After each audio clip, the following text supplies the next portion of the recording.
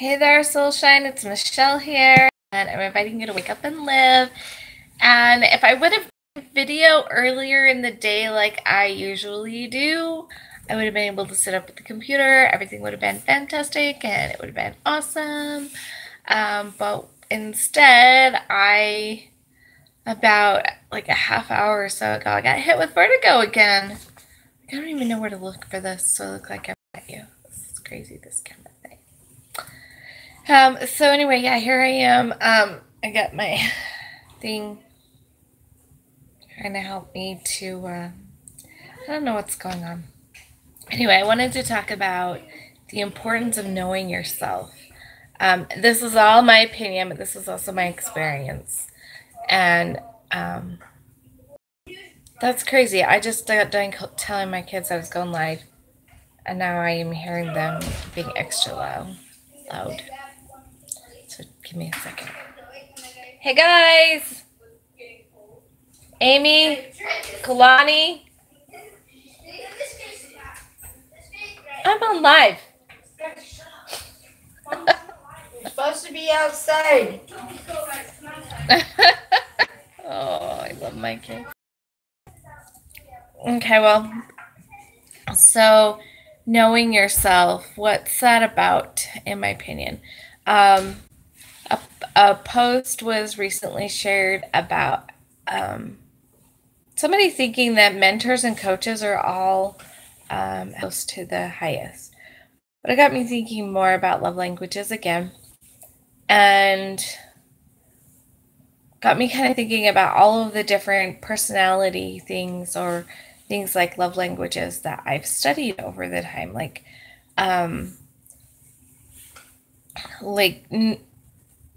Myers and Briggs personalities, or the Jungian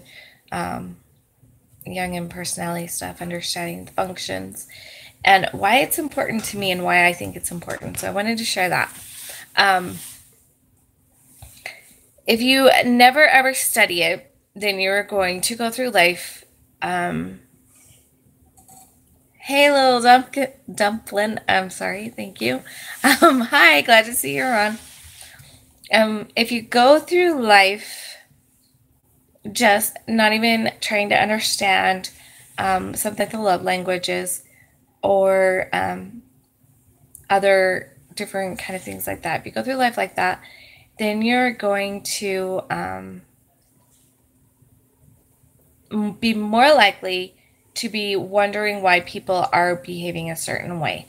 So like I would go around speaking my love language to people and then getting really upset because they're not responding and they're telling me that I don't really love them, which seems kind of crazy because I'm like, I'm telling you I love you all the time because I'm doing this for you or that for you, or I'm giving you this, or whatever your love language is. And I've noticed that people who don't study that kind of stuff or even learn about it at all, or try to figure out what makes somebody else feel loved, there's a lot of judgment there. And I think that's one of the most important reasons to learn this kind of stuff. And it's not just judging other people, it's judging ourselves too. It's really easy to think something is wrong with us when we perceive the world differently than other people. I mean, first of all, every single billions of people, however many people are on this planet, every single one of us has a very unique, kind of similar category that we'll just like divide into. You'll have Carl Jung divided into the 16 types based. The dominance and the combinations of the functions create different ways of perceiving the world. Not only perceiving the world, but how you make choices about the world. People who don't understand this will start beating themselves up because they think differently. It's really easy in the dating world as a post-divorce dater. There's so much out there about how women are. And I don't fit into a lot of the stereotypes. And some of them I wouldn't want to fit into anyway, but it's really easy sometimes to get caught up in the idea that something's wrong with me because I don't fit in the stereotypes. But because I've studied some of this other stuff, I've learned a lot about myself.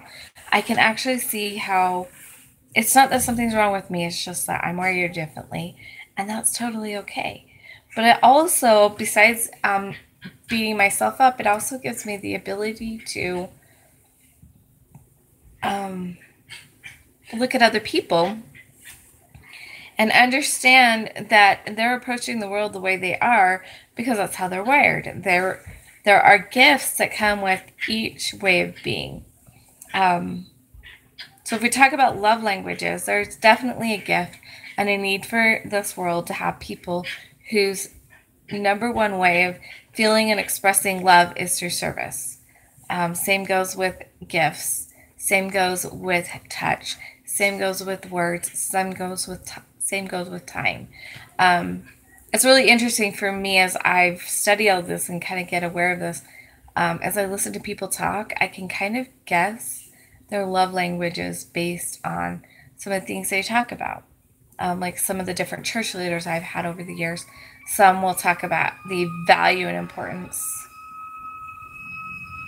That's unusual for us to hear sirens. Okay, some will talk about the value and importance of service, like emphasizing it. Some will talk about the value and service of concepts like tithing, the idea that even shows up in different laws of attraction concepts, as putting out that 10th of what you make to allow you to receive back. I find it interesting that concept covers so many different walks of life.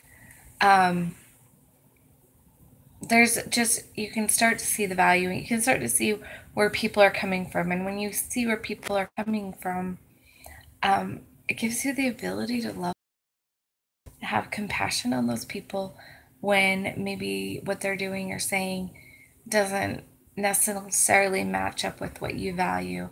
You can have compassion and love for them, recognizing that they are thinking differently. And you can have more love and compassion for yourself, that knowing that the way you perceive things. I think that's why there's such a variety in movies as well, because you have different people, different art forms. It takes all of us to make the world, and if we all thought exactly the same, what a boring world this would be, and we'd get stuck because we need each other. We need those different perspectives and the different life experiences to help each other. So I apologize if this was kind of a rambly video, with this kind of like fear of moving because the world will spin. I'm finding it a little bit harder also to focus on what I'm saying.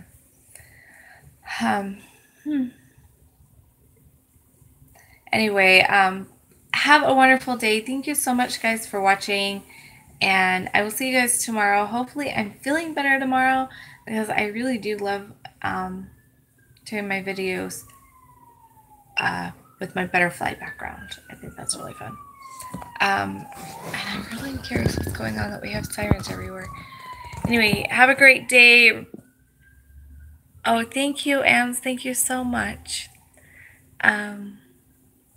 Thank you. I was just thinking, I was like, I'm going to tell Anne, thank you. Thank you, Anne, for watching, and thank you for your sweet words. You were so kind. And I'm so grateful to have you as my friend. I will see you guys tomorrow, and yeah, remember to let your soul shine big, bright, live, and beautiful.